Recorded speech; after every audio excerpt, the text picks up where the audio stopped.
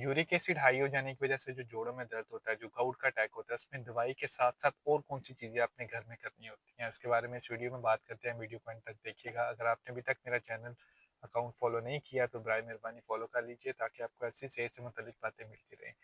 Gout का जो attack होता है, जो फ्लेयर ऑफ गाउट भी बोलते हैं, उसमें दवाई जो कि आपको डॉक्टर प्रिस्क्राइब करता है, तजवीज़ करता है, उसके साथ-साथ कुछ चीज़ें आपने घर में खुद भी करनी होती हैं।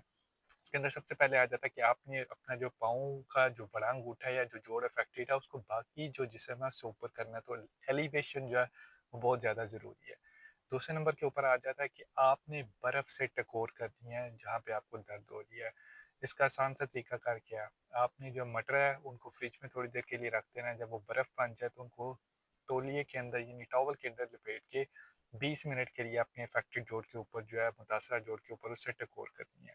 उससे काफ़ी हद तक सूजन भी कम हो जाएगी और दर्द भी काफ़ी हद तक उससे कम महसूस होती है। इसके अलावा कोशिश करनी है कि आपने पानी का इस्तेमाल ज़्यादा करना है, ख़ासकर वो लोग जिनको जिनको अंदर पानी की कमी होने के चांसेस ज़्यादा हैं, स्पेशली गर्मियों के अंदर।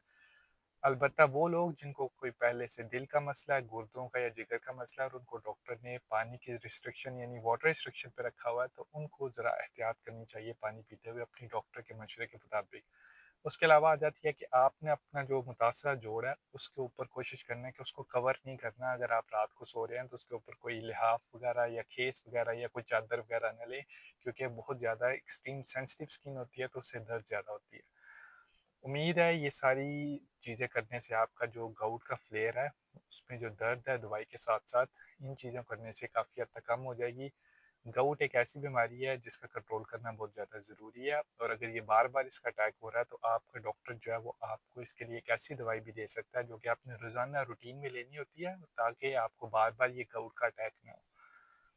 कोई भी दवाई आपने डॉक्टर के मशवरे के बगैर ना तो शुरू करनी है ना बंद करनी है। अगर वीडियो अच्छी लगे तो ज़रूर दूसरे लोगों के साथ शेयर कीजिए। शुक्रिया।